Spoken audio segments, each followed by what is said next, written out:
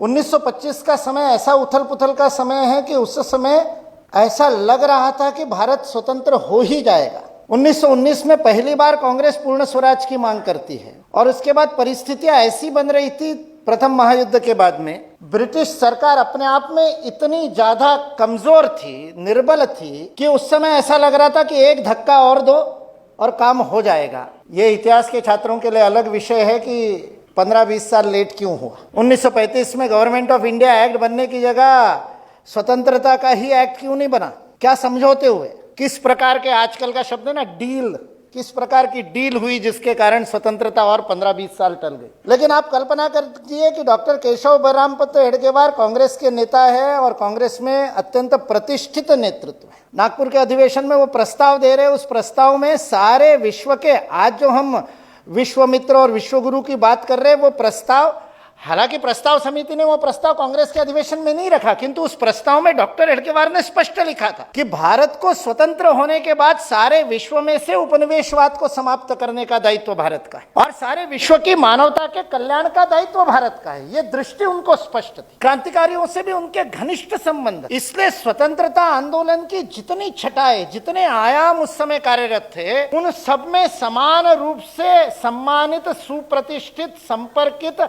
ऐसा एक राष्ट्र का नेता स्वतंत्रता सामने दिख रही है। और उस समय अनेक उस समय के नेता स्वतंत्रता के बाद कौन सा मंत्री बनेंगे इसका विचार कर रहे होंगे। उस समय ये एक MBBS डॉक्टर और भारत माता के नाड़ी परीक्षा करता है और मूल निदान को देखता है और उपचार करने के लिए निकल पड़ता है।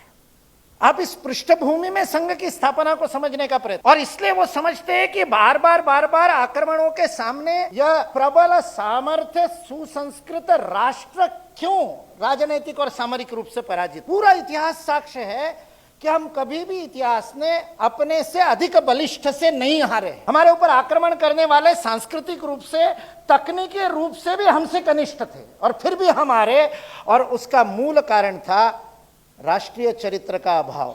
इसलिए राष्ट्र निर्माण के लिए राष्ट्रीय स्वयंसेवक संघ की स्थापना हुई।